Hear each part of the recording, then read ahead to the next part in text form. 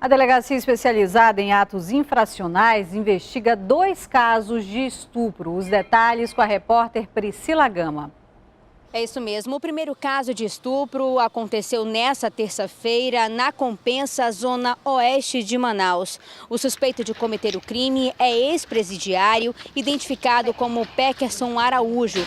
Ele estuprou a amiga da filha dele, uma adolescente de 15 anos, que teria ido na casa dele chamar a amiga para pagar uma conta na loteria. Foi quando ele a ameaçou com uma faca e cometeu o ato. Em seguida, a menina voltou para casa, contou aos familiares o que tinha acontecido e nessa mesma hora eles tentaram invadir o local e linchar o suspeito. Foi quando ele foi preso em flagrante pela polícia militar. Agora, o segundo caso de estupro foi na Zona Leste, aconteceu em fevereiro do ano passado e na época a suspeita de cometer o crime tinha 17 anos. Ela estuprou o próprio filho e isso foi comprovado em laudo no Instituto Médico Legal. A polícia disse ainda que além do estupro, o menino de 4 anos também era maltratado. A apreensão da jovem não foi feita antes por falta de provas. Eu volto com você no estúdio.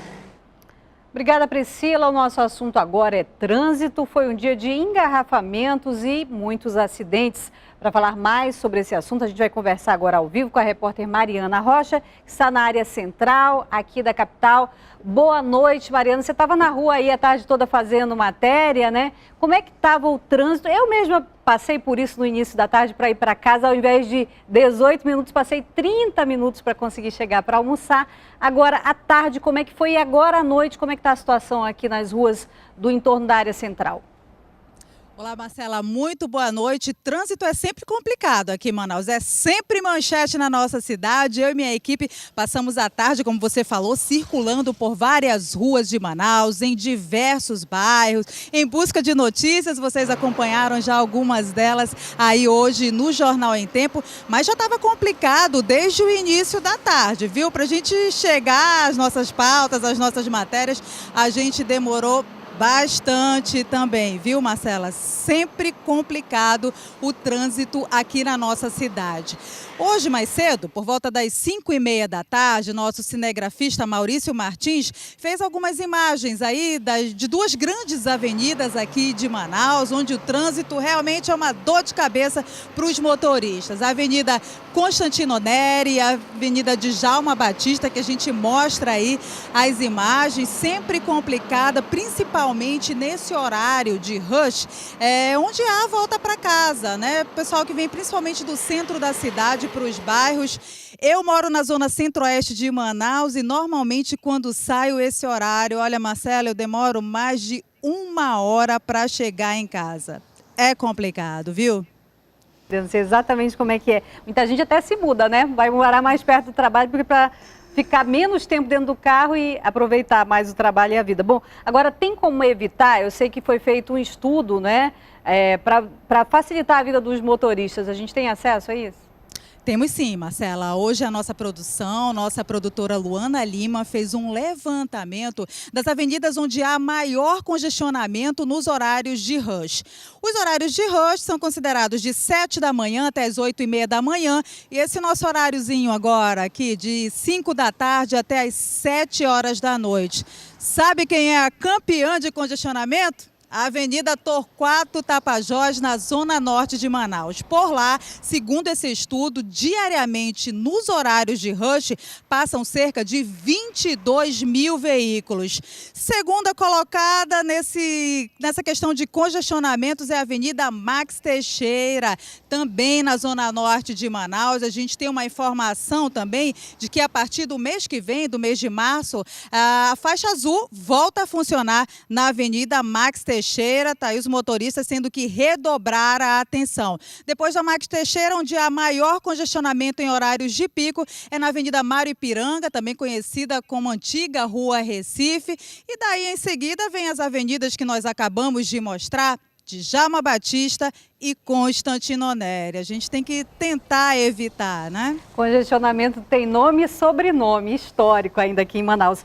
Agora, inclusive hoje foi um dia de muito acidente, né? A gente não gosta muito de falar, mas nosso trabalho é esse. Acidentes graves, né, Mariana?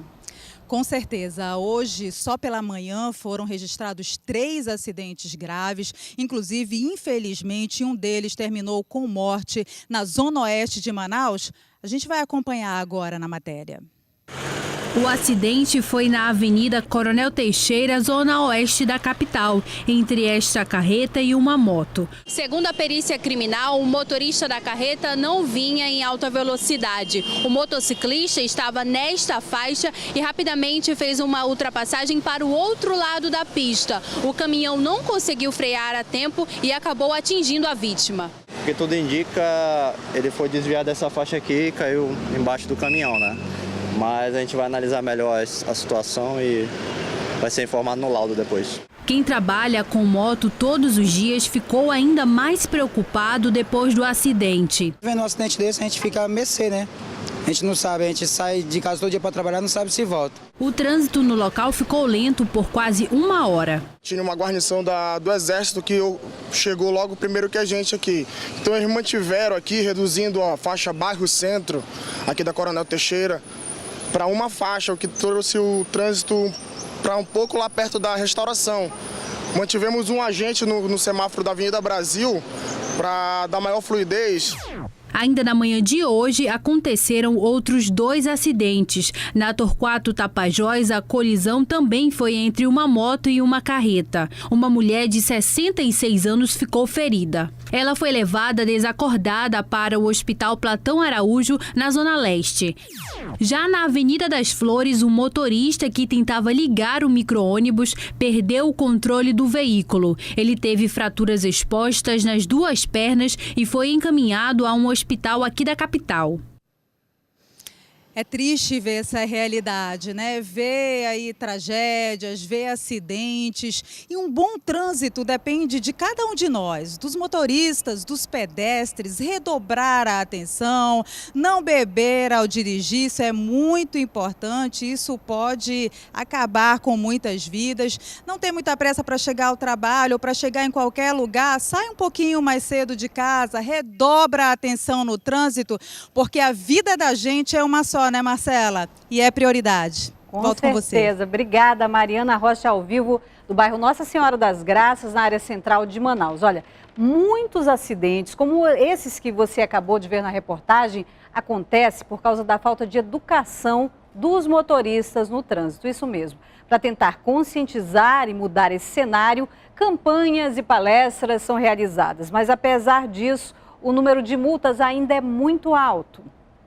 Andar em alta velocidade em locais proibidos.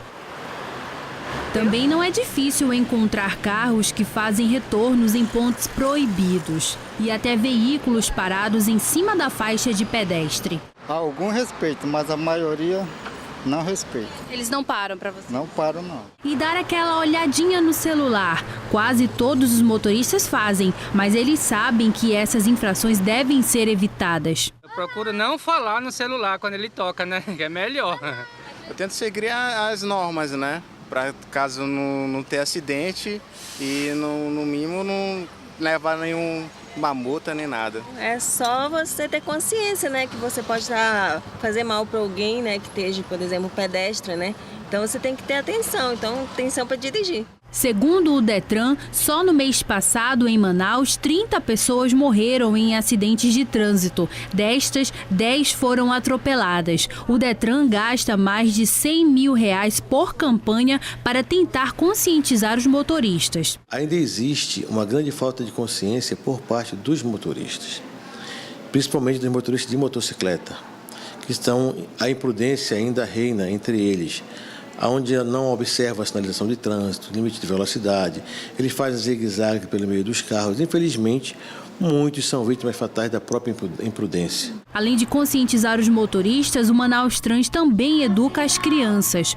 Todos os dias são realizadas visitas em escolas aqui da capital. Quando a gente aborda uma criança e quando a gente transmite as informações, elas não só cuidam da própria segurança, mas elas multiplicam essas informações no seu círculo, né, de convivência. Mas apesar de tanta atividade educativa, muitas multas ainda são aplicadas diariamente. As multas de trânsito ficaram mais caras em novembro do ano passado. A infração de álcool, por exemplo, aumentou 60%. Mas mesmo assim, segundo o Detran, dirigir alcoolizado é uma das infrações mais comuns no trânsito. Em seguida, vem o uso do celular. É porque as pessoas, além de falar ao celular, querem passar mensagens e receber mensagens dirigindo. Então sempre ocasiona aí diversos acidentes. Uma nova campanha de conscientização deve começar na próxima quinta-feira.